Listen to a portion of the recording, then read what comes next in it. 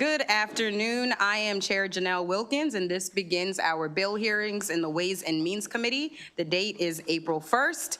As a reminder to everyone, we do call senators based on this list, but also based on who is in the room. We will take staff representatives after.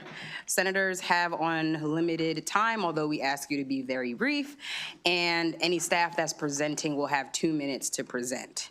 So with that said, we will start with the first name on my list who is in the room, Senator Sidnor. You have 2 bills. Let's start with Senate Bill 40.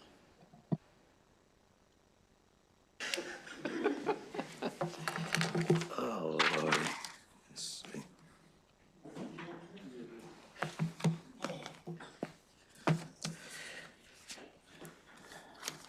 All right.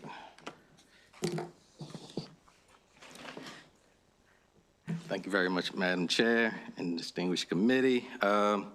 This bill actually, it comes and rather awkwardly. I believe this body passed legislation. Oh, let me take a step back. This bill is about modifications that we intend on making with our school board. Baltimore County recently had a modification going from 7 members on their county council to 9 members. This legislation was intended to ensure that we continued having a hybrid school board system in Baltimore County with 7 elected members and 4 appointed members. This body recently passed legislation that would have made a modification from 9 members and 2 appointed members. So I believe with that, those 2 competing bills, my supposition is that this bill isn't going to go anywhere in this particular body. But just so that you all have some history behind this, what this bill would do is it would grant both Baltimore County's, the House and Senate delegations, the ability to do or to draw lines every decennial so that we would have 7 school board districts. And it would happen every 10 years. One of the reasons that we wanted to make certain that we preserved the 7 elected members and the 4 appointed members is because when this was done in 2014, Baltimore County had some issues with regards to the way that the board was composed for our school system. Baltimore County is currently, when you look at its demographics, it's about 52% of its population is white, about 48% is non-white. But in the past, Baltimore County has had an issue. In fact, I think I've shared with you all how I've had to sue or been a plaintiff against Baltimore County when it's drawn lines. This bill ensures that this body, the General Assembly, would be drawing lines, and which is in opposition to the bill that you all passed, where the lines would be based on what the county council did, which to me, given its history of violations of the Voting Rights Act, just would not be tenable. So I will leave it there. Again, with this bill and the bill you all passed in opposition, I know this isn't going anywhere, but I just wanted to make certain that you all had some time to understand what's going on in Baltimore County. Thank you so much, Senator, for bringing this bill. It's wonderful to see you. We'll go first with Delegate Ebersol. Thank you, Madam Chair, and thank you, Senator, for bringing the bill. I appreciate that you gave us the historical perspective and the 2 perspectives there. Really helpful for us to have it, and so thank you for being here today. Thank you. Thank you, Delegate. Let's go to Delegate Pastor. Thank you, Madam Chair. And I apologize for coming in as you were doing yours, so I need to ask you, what is the main issue? Why is it that there's any discussion about matching? Have you already addressed that, the matching of the school board members with the county council members? So I am of the contention that the education is a state function. The bill that was proposed in opposition to this bill feels that the education district should be aligned with county council districts and making it more of a local issue. So many of the advocates had talked about how it helps to build relationships and it's better for the citizens because it helps to connect the county council, which has, outside of helping to fund the budget for our school board, has absolutely nothing to do with education. One of the things that why I liked the bill that I have is that our school board elections are supposed to be nonpartisan. And when you have the education lines drawn just to deal with education rather than them being similar to the county council lines or even the legislators' lines, it helps to make them a little bit more nonpartisan, so no one feels as if their council person is the school, kind of controls the school board member. As those of us who are in Baltimore County know, within our districts, we probably have a few different school board members. So they're not looked at as if they are our school board members. So they have to build a coalition among state legislators and build those relationships under the other bill. Again, it's a different way of looking at things. Thank you for sharing that. May I just ask one more question of him? Okay, so it's the school board members' positions are nonpartisan, and we already know that the 7 has already been legally sanctioned, and that's why we're going with it. Have we seen how it's going to work through this with 9? Do we know that this doesn't work versus some other pattern? Right. So the other thing that I found interesting when I think the opponents of my legislation and the proponents of the 9-2 split is that it's going to cause mass confusion. Last year I brought this bill and it ended up dying in the House because we had the 2026 elections coming up.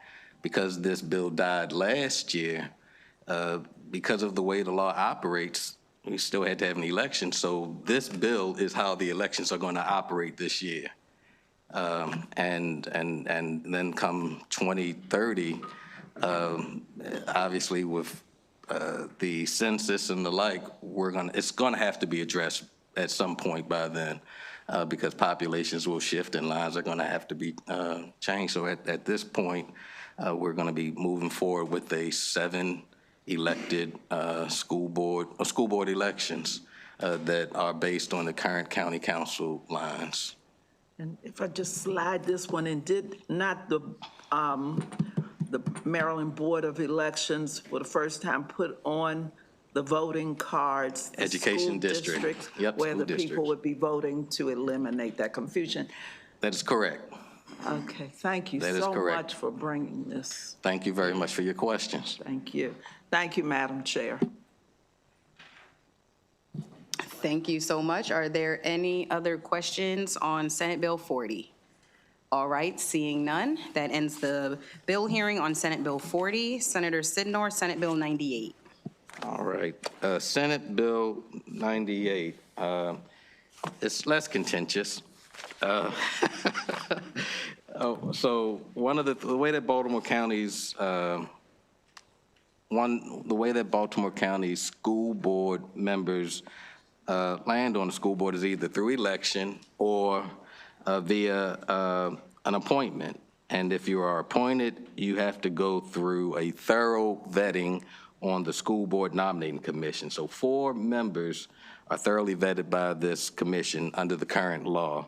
However, what this bill had to do is we made some modifications expanding the board so that AFSCME, as well as the Citizens Advisory Council for Gifted and Talented Education members, they get a seat at the table. And in addition, because we had learned that we had an issue with the terms of those members, this bill also creates a staggered terms for members so that we're not losing all of our members at the same time. So this bill, I believe, is exactly the same as the House bill filing or the cross file, which you all passed. So with that, I would just ask for a favorable report on Senate Bill 98. Thank you so much, Senator. I'm hearing that it's a great bill, so thank you for bringing it. Are there any questions? Okay, seeing no questions, that ends the bill hearing on Thank you Senate very Bill much. 98. Okay, next on my list is Senator Carrozza. Come on up, Senate Bill 508. Good afternoon, and Madam Chair, it's nice to see you in that position, and to all the members of the Ways and Means Committee, good afternoon. For the record, Senator Mary Beth Carrozza, representing Maryland's coast, and that's Worcester, Wycomico, and Somerset counties.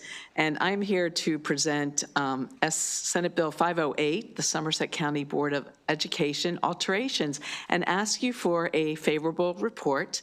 The House cross file, House Bill 1428, unanimously passed this committee and the House floor by a 133-2 vote.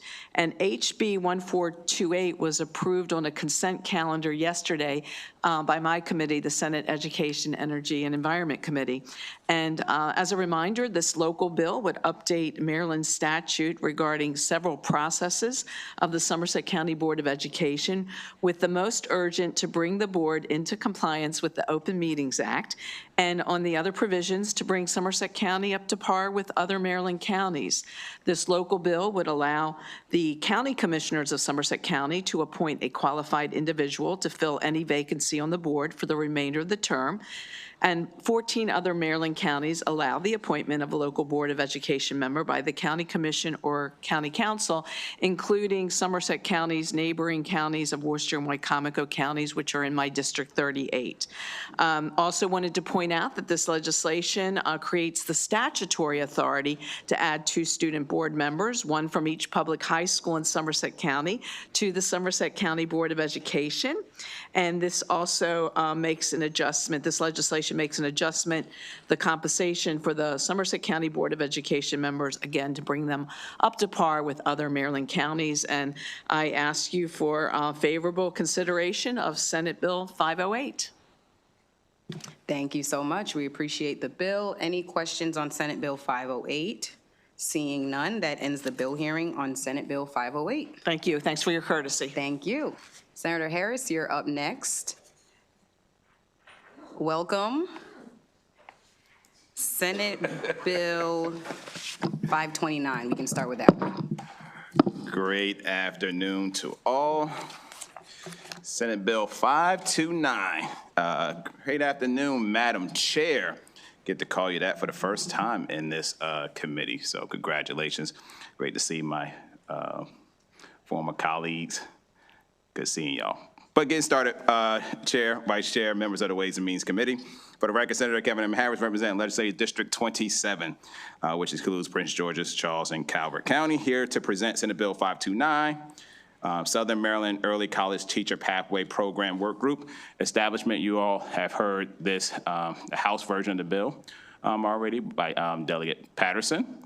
We're grateful that this bill passed out of the Senate. We also made the adjustments already in the budget to ensure that we have this particular bill funded in the budget that both the Senate and the House already passed out. Appreciate the work that you all have done on that as well. So I was asked for a favorable report on this Senate Bill 529. Thank you so much, Senator. Thank you for bringing this bill. Are there any questions on Senate Bill 529? Okay, seeing none, that ends the hearing on Senate Bill 529. Next up, Senate Bill 928. Appreciate that. Once again, Madam Chair, Vice Chair, members of the committee, Senate Bill 928, Maryland Phone Free School Act. For the record again, Senator Kevin M. Harris, representing Legislative District 27, include Prince George's, Charles, and Calvert County, here to present Senate Bill 928. You all heard this bill as well and already passed this out the House. There were some amendments that we took care of yesterday to match the amendment that was in the House. However, we did add an additional amendment on yesterday, which I will present to you all today. It's with great honor that, in recognition of her lifelong dedication to improving the welfare and welfare of children, better in public education, and as her early voice against the use of cell phones in schools. I have introduced an amendment to rename Senate Bill 928 to the Joanne C. Benson's Act. And so the amendments has already been taken on the House side and on the Senate side. You all have that. So I appreciate your favorable report on Senate Bill 928 with those amendments. Thank you so much, Senator. Any questions on Senate Bill 928? Well, it's wonderful to see you in the House. Great seeing you all as well. Wonderful. Appreciate all the work and all the knowledge that you all provided me. Thank you. Hearing no additional questions on Senate Bill 928, that ends the bill hearing. Thank you, Senator. Up next, Senator King on two bills, Senate Bill 535.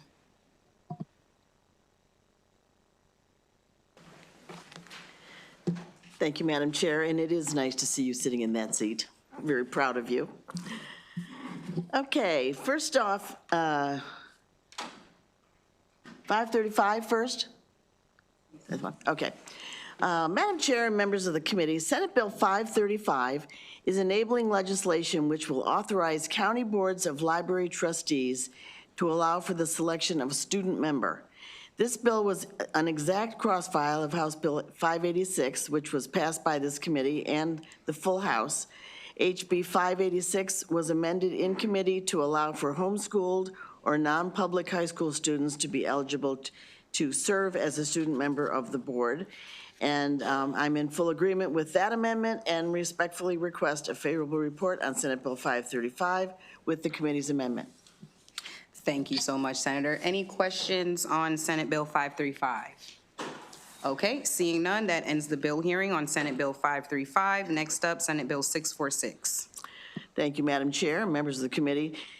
Senate Bill 646 will allow public school systems to save taxpayer dollars by applying the same procurement contracting protection standards that already apply elsewhere in state government.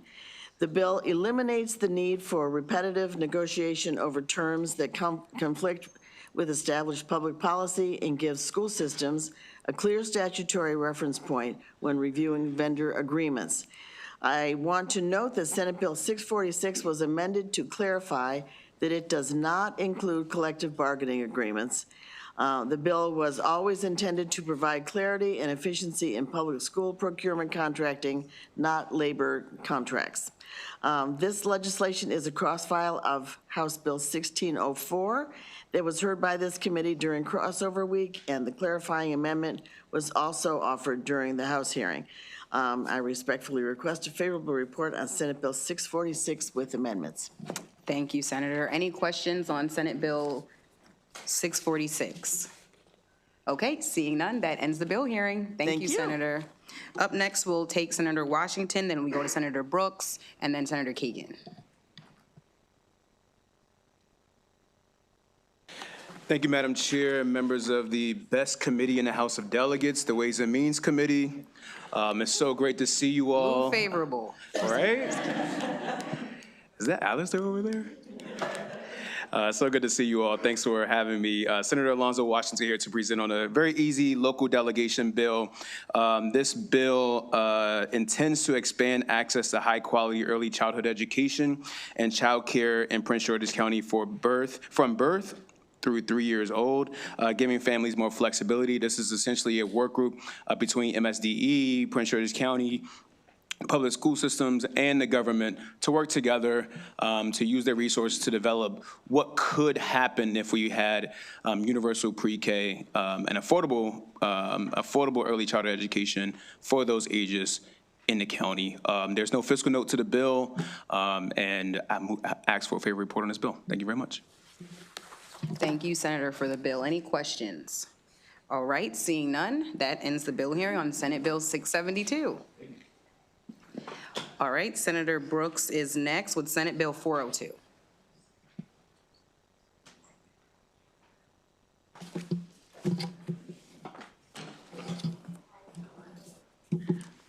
good afternoon, Madam Chair and committee, Ways and Means Committee. It's certainly a pleasure to be here with you again today.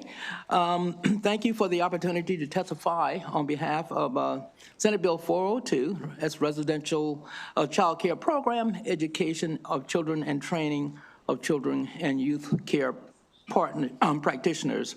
SB 402 ensures that children in residential child care programs receive comprehensive educational support and that residential care and youth care practitioners are fully trained to deliver the highest quality care and outcomes. SB 402 is a cross-file of House Bill 396, which was passed out of this committee and the full House unanimously. There is only one slight difference at the request of the practitioner that the implementation date was altered to January 1, 2027. The House sponsor, Delegate Pasteur, is in agreement with this change. And for that reason, I ask that you provide a favorable report on SB 402 and urge the adoption of the Senate version. And I'll entertain any questions. Thank you so much, Senator. Any questions?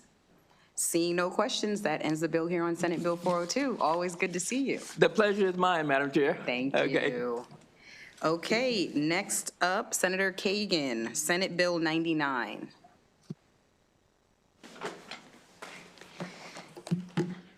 Hello, Madam Chair. Adding to the chorus of people who are excited to see you in that chair. For the record, Cheryl Kagan, very proud to be the senator for Gaithersburg and Rockville, with the cross-file with Chair Corman's bill on our annual effort to improve Maryland's transparency. For the past bunch of years, we have made our departments, our agencies, our elections boards, our local elections boards, and all more transparent, more accessible to our constituents. This is for local boards of education. It has passed both the Senate and the House unanimously, and I urge adoption of a favorable committee report. Happy to take any questions. Thank you, Senator. We do have a question from Delegate Pasteur. Senator Kagan. Yes. We heard this morning in the House about the 2 Aprils. Can you just speak to our reality? You know, I am so glad you asked that question, Delegate Cheryl Pasteur. We connected this morning. I just want to flag for the committee that piping is the look of the day for the Cheryls, the Cheryl caucus here. So we are both very well attired in Ways and Means today. Thank you. Thank you, Delegate And Pasteur, thank for the you, very Madam challenging Chair. question. Yeah. Thank you, Senator. Any other questions? Okay, seeing no questions, that ends the bill hearing on Senate Bill 99. Thank you, Madam Chair. Great. Okay, next up, do we have, we'll go with Senator Zucker. On 2 bills, we'll start with Senate Bill 507. 3 bills, we'll start with 507. Thank you very much, Madam Chair. Colleagues, I will go as quick as I can. You know I try. Senate Bill 507 is a direct cross-file House Bill 311, sponsored by Aaron Kaufman, regarding emergency access. Happy to answer any questions. It's in the exact same posture. Any questions? Seeing none, that ends the bill hearing on Senate Bill 507. Madam Chair, I'm just going to go in the order of numerically. Next bill is Senate Bill 764. For the record, Senator Craig Zucker. This is a cross-file House Bill 1205, sponsored by Delegate Wims. This is regarding the ESP, Education Support Professional minimum wage. We struck the minimum wage, add a study, and I'm happy to answer any questions. Thank you, Senator. Any questions? Seeing none, that ends the bill hearing on Senate Bill 764. Final bill for you for today, Senate Bill 904. Thank you very much, Madam Chair. Colleagues, for the record, again, Senator Craig Zucker here on behalf and support Senate Bill 904, which is a direct cross-file of House Bill 1254. Proud of the leadership of Delegate Feldmark. This was heard in the House. The only change, we made a few changes in the Senate. We took service contract out and really did a focus on professional development. Happy to answer any questions. Thank you so much. Any questions? Seeing no questions, that ends the bill hearing on Senate Bill 905. That was record speed, thank you. Okay, next up, Senator Moutz on Senate Bill 612, a Talbot County Senators Bill. Hello, I'm here on behalf of Senator Moutz. If this is my test, so I've never done this before, so if I mess up, we're going to see how it goes. But he is here on, for any questions. So good afternoon, Madam Chair, Vice Chair, and distinguished members of the Ways and Means Committee. My name is Spencer Rada on behalf of Senator Moutz and also a graduate of Talbot County Public Schools, as you can see by my orange and black Easton High School tie. SB 612 was requested by Talbot County Public Schools, the Board of Education, and the Talbot County Council. This bill creates a 2-year pilot program that authorizes TCPS to implement an alternative school scheduling model that prioritizes total instructional hours over the traditional 180-day calendar requirement. This proposal mirrors the 2025 legislation, which did the same for Anne Arundel County Public Schools. It is also important to note that this legislation has built-in guardrails to ensure that hourly employees have opportunities to make up any lost wages through alternative duties. SB 612 passed the Senate with a unanimous vote, and it is the cross-file to HB 1006, which was heard on March 4th. I appreciate your consideration and respectfully ask for a favorable report on SB 612. You did an excellent job. We do have one question here from Delegate Buckle. One question. Is it Talbot or Talbot? Because when you say Talbot, it sounds right, but when Mount says it, it just jars the ears. So I'm just trying to find out. How do you say it right? Talbot? Talbot. Talbot. Okay, I'm working on that. Yes, Thank sir. you. Yes. Thank you. Excellent job. Seeing no other questions, that ends the hearing on Senate Bill 612. Senator Heddleman, good to see you. We'll take your bill next, Senate Bill 648. Thank you very much, Madam Chair, members of the Ways and Means Committee. Good to see you all. Good to see my lovely delegate, Delegate Pasteur. I'm very happy to be here in favor of Senate Bill 648, which is the exact cross-file of House Bill 856. This is responding to an incident that happened at my alma mater, a high school in our district. That raised many issues with regard to how well we screen our educators. We have worked on this. Delegate Ebersol is the cross-file, and we have worked through the interim on getting to agreement with MSDE, with all of the different stakeholders, with PZAM and MABE, and in agreement that this is adding an extra layer of screening to our educators and give some more information to our local education institutions to be able to do some administrative vetting prior to hiring. So with that, I'm happy to answer any questions, but again, it's in the exact fashion that you all passed the House bill. We love to hear that. Thank you so much, Senator. Are there any questions on this bill? Okay, seeing none, that ends, oh, I'm sorry. Delegate Pasteur, please go ahead. Senator Heddleman, do you have any questions about which Heddleman I prefer? You don't have to answer. Let's just say, it's not me. All right. Thank you. Seeing no other questions, that ends the bill hearing on Senate Bill 648.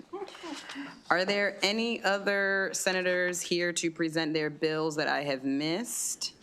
I'm not seeing any other senators in the room, so we will start taking bills being presented by staff members. And I will start at the top of my list with Senate Bill 292 on behalf of Senator Bailey.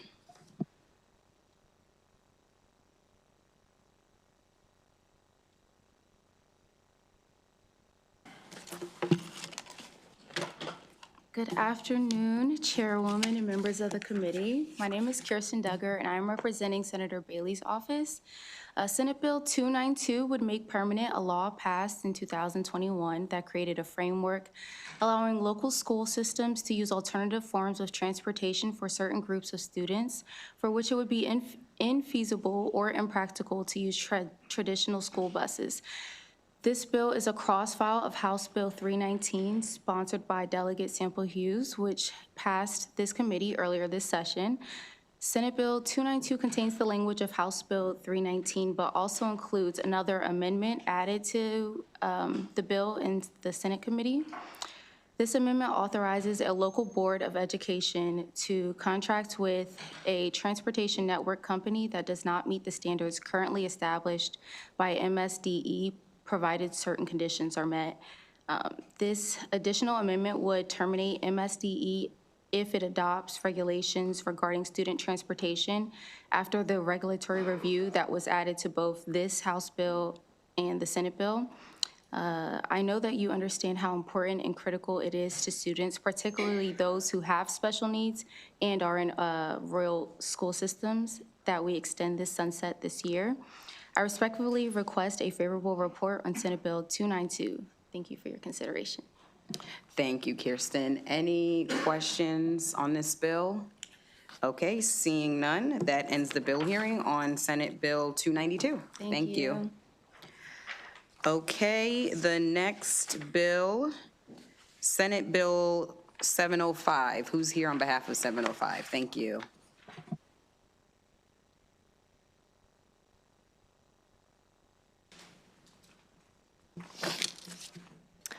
Good afternoon, Madam Chair, Vice Chair, and members of the committee. My name is Sophie Saltonfuss, and I'm here for Senator Hershey. This bill is a local request from the Caroline County Commissioners. This bill adjusts the annual compensation for members of the board and board president, which has remained unchanged for many years. The adjustments to the annual compensation does not apply to those currently serving on the board, but will affect at the start of the next term. Senate Bill 705 is supported by the Caroline County Commissioners and the Caroline County delegation. You have the delegation letter on file. I respectfully ask for a favorable vote on Senate Bill 705. Thank you. Thank you so much. Any questions on Senate Bill 705?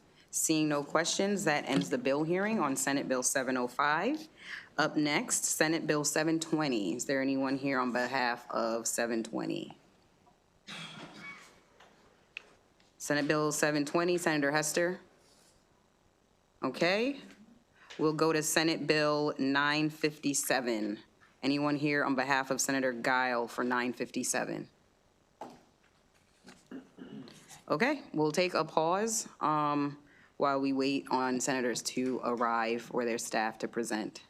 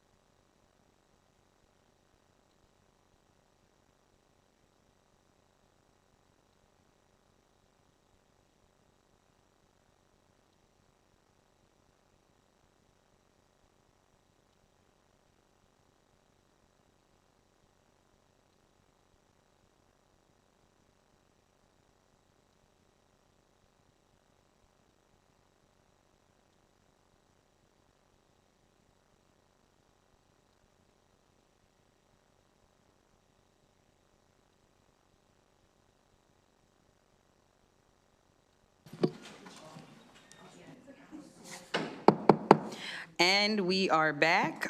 We will take Senator Hester, Senate Bill 720.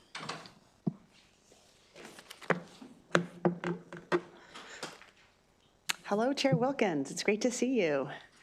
Thank you to members of the committee for hearing Senate Bill 720 today. For the record, my name is Senator Katie Fry-Hester. This is the Artificial Intelligence Ready Schools Act, which marks a critical step in ensuring that Maryland's public schools are proactively and responsibly integrating artificial intelligence. For your context, you have heard House Bill 1057, sponsored by Delegate Eric Ebersol. We worked hand in glove with a huge group of stakeholders over the interim to do an assessment, a survey of all the school systems to kind of see where they were at with respect to AI. And this bill is a product of that kind of the joint collaboration of that working group. I'll just briefly recap what the bill does and then tell you what the changes were that were made in the Senate. So the bill does 4 things. It tasks the Department of Education with providing guidance to school systems, educators, and administrators on the safe and ethical use of artificial intelligence. It mandates that the local school systems adopt policies, local policies in alignment with the department's guidance. It requires that AI literacy is included as a component in workforce preparation and computer science standards, which is absolutely critical so that our kids can graduate and be AI literate. It also provides professional development opportunities for teachers. And last but not least, it creates the AI Collaborative, which is a stakeholder group to study and provide recommendations regarding the best AI policies in school. So that is in the nutshell. I see that we've been joined by Delegate Eric Ebersol. I already gave you a shout out as being a key component of our work together this interim. And we also served together on the Southern Educational Board AI Commission. So as the bill passed out of the Senate, first of all, there is $500,000 in the budget for the purposes of this bill, and I have a letter from MSDE saying that it will cost $500,000, although the fiscal note says $600, but they really said they could do it for $5. The amendments that were added in the Senate to bring the fiscal note down are the following. They require that all guidance comply with student privacy and accessibility standards and include guidance for parents. They specify that a local school system AI coordinator will be a central office, non-instructional coordinator. It removes the requirement for the department to develop a list of prioritized AI tools, and instead the department will help to create a rubric to help LEAs assess the tools, and the LEAs may ask for assistance from a partner with a higher education institution, and I know that Morgan State has volunteered to help with this.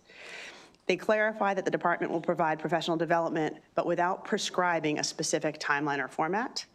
And it expands the membership of the collaborative and streamlines the reporting requirements, including a 2-year sunset requested by MSDE. And so, in summary, colleagues, we all know that the demand for AI expertise is ongoing and will only increase, and this bill starts with a clear and strategic plan that will help students and teachers to adapt to the technology-driven classrooms, and it leads to a more equitable, modern, and innovative education system. For those reasons, I respectfully request your favorable opinion on Senate Bill 720. Thank you so much, Senator, for the bill. Do we have any questions? All right, seeing no questions, that ends the bill hearing on Senate Bill 720. Thank you very much. Okay, next up, Senator Guile on 2 bills. Let's start with Senate Bill 957.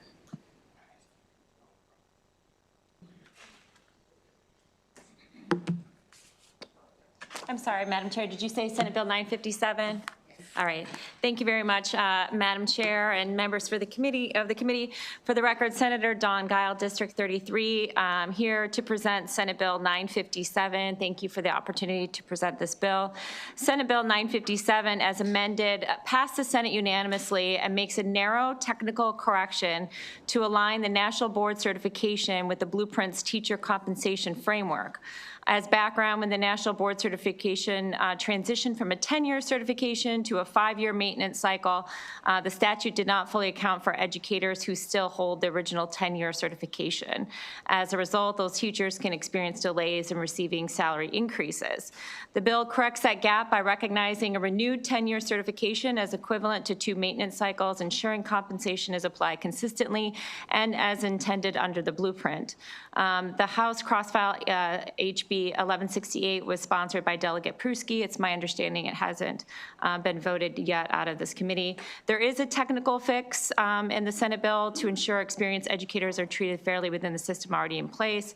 Or, I'm sorry, this is a technical fix just to ensure that experienced educators are treated fairly. And for these reasons, I respectfully request a favorable report on Senate Bill 957. Thank you so much, Senator. Do we have any questions on this bill? Seeing none, that ends the bill hearing on Senate Bill 957. We'll go to Senate Bill 685 next. Thank you very much again, Madam Chair and members of the committee. For the record, Senator Don Guile here to present Senate Bill 685. This bill has been heard by this committee. The cross-file HB 1168 was sponsored by Chair Heather Bagnall, related to an incident that occurred in our respective districts.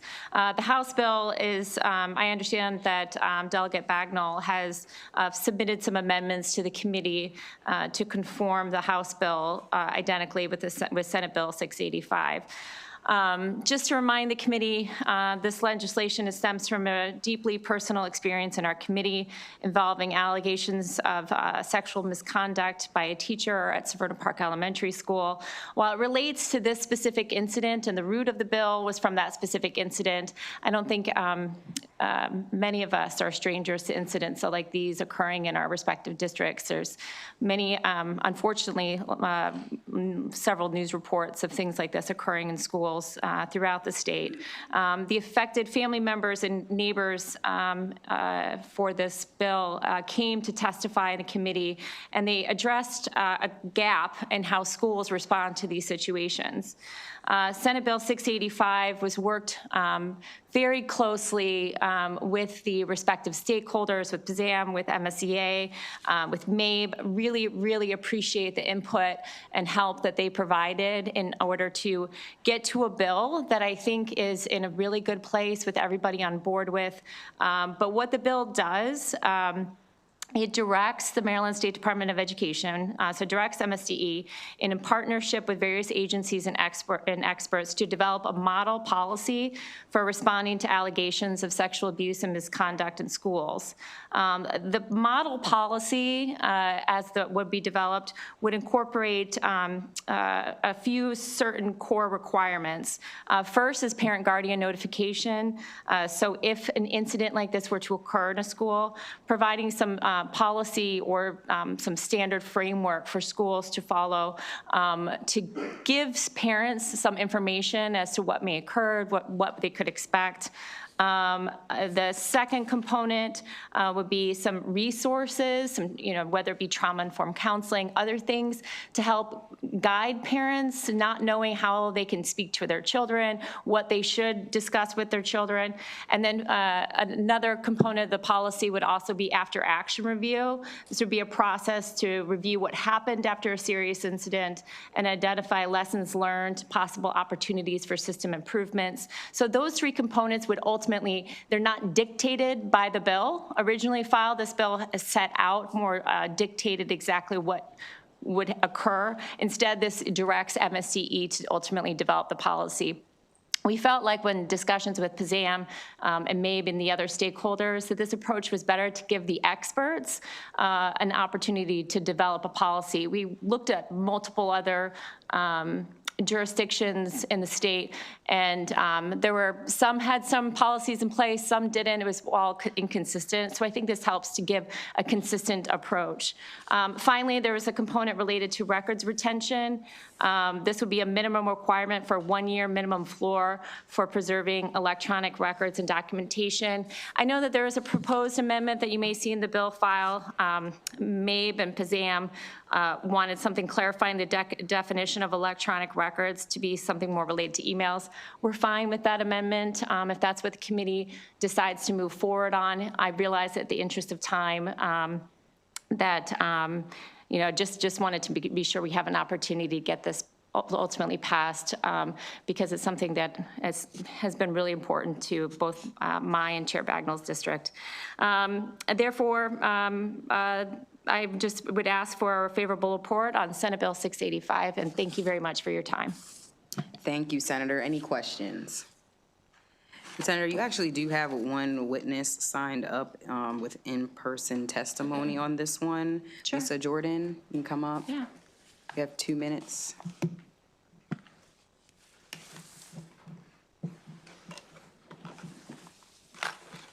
Good afternoon, Madam Chair, members of the committee. I'm Lisa Jordan with the Maryland Coalition Against Sexual Assault. It's always a pleasure to be in a different committee. Thank you for allowing me to visit.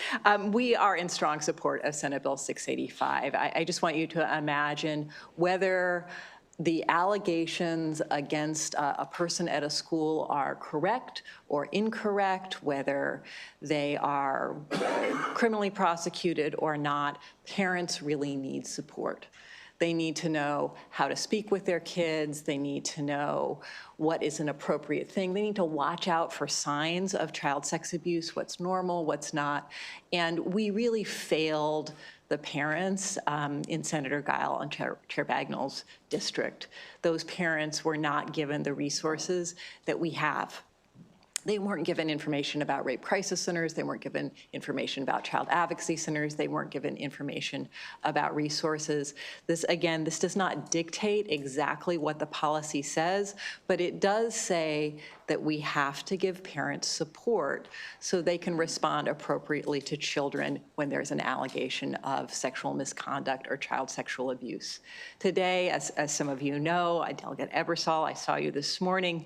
Thank you so much. Today is the first day of Sexual Assault Awareness Month, so it is a very appropriate day to think about what can we actually do to stop sexual assault, to respond to sexual assault, and to support the kids, the families, the parents in these cases. So the Maryland Coalition Against Sexual Assault urges a favorable report. Thank you so much for the bill and the thought and the work that has gone into it. Are there any questions on this bill? Seeing none, that ends the bill hearing on Senate Bill 685. Thank you very much, Madam Chair. Okay, our final bill of the day, Senate Bill 554. Senator Hayes, wonderful to finally see you in the Ways and Means Committee.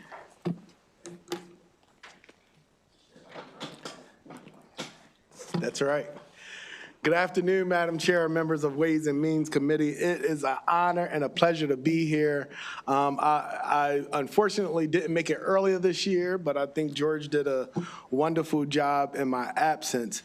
But I did not want this session to go by without coming by and presenting the bill to you. And so I'm so grateful. Thank you, Madam Chair, for your patience and indulgence this afternoon as we had some business to take care of over there in the Senate, and I'm glad you were able to put this further back on the agenda. Colleagues, good afternoon. I'm Senator Antonio Hayes. I represent the 40th Legislative District in Baltimore City. I'm here to present Senate Bill 554, the Baltimore City School Board Commissioners Appointment Process alterations. Senate Bill 554 repeals the outdated restrictive community panel mandate, which currently limits the mayor's ability to directly select the most qualified candidates to the Board of Commissioners. The bill fiercely protects the existing qualification requirements, guaranteeing the board continues to include expertise in education, business leaders, public school parents, and advocates for children with disabilities. We're replacing a closed panel selection process with a mandatory, transparent public hearing. The mayor must provide at least 10 days advance notice of the hearing on the school system's website. The public at large, along with dozens of specified community organizations from the teachers union to neighborhood associations and civil rights groups, are explicitly guaranteed an opportunity to present their views. Community groups are empowered to submit their preferred ranking of board candidates directly to the mayor before an appointment is made. While the mayor gains more direct appointment authority, every mayoral appointee to the board will now be subject to confirmation hearing by the Senate of Maryland. This ensures nominees undergo the same rigorous statewide vetting process as other high-level state employees. Serving on a school board is an immense time-consuming responsibility. The amended bill rightfully provides board members a $10,000 in annual compensation. A student member, upon completing a full term, will be guaranteed a $10,000 scholarship. This scholarship can be applied to higher education or a registered apprenticeship, is paid directly to the institution, and will not be calculated as taxable income. I urge the committee to consider this piece of legislation, and Madam Chair and colleagues, I ask for a favorable report for Senate Bill 554. Thank you, Senator. We do have a question from Delegate Pastor. Thank you, Madam Chair. Thank you, Senator, for bringing this. Baltimore City has hung in there with Baltimore County probably being the last two trying to have some sort of hybrid. But let me ask this question. If you have a group of people who make the recommendation, I just want to make sure it's in my head, and then it goes to the mayor. Okay, if the mayor, what happens if the mayor doesn't like the choices? What, or does this bill? He has the opportunity, in the current process, if the mayor doesn't like the choices that's provided for him, he could request another list. From that same body? From that same group of people, but he does not have the flexibility to go outside of the list that's provided to him. And so what this bill is doing is asking that, given the mayor the more flexibility to choose based off of the qualifications that's already outlined. In the law, it requires certain qualifications, representing from the business community, a parent. All of those things still remain. This just gives the mayor more flexibility to not work within the confines of the list that's provided to him. So he can have, is that before or after the outside group? Didn't you say that when you have the open hearing, when does that happen? Yeah, so one, those groups can submit names that they can still submit names to him, but in the case of the bill, he's not restricted to those names that they submit. He would take those under consideration, as well as a wider range of individuals. In the current group, there's a group of like 13 organizations, mostly have a great deal of expertise around education. Deep understanding of education and stuff like that. What's missing from that group is, several other organizations like, various civil rights organizations that are part of the Baltimore community. There's no identified organization that represent the voices of the very growing immigrant community.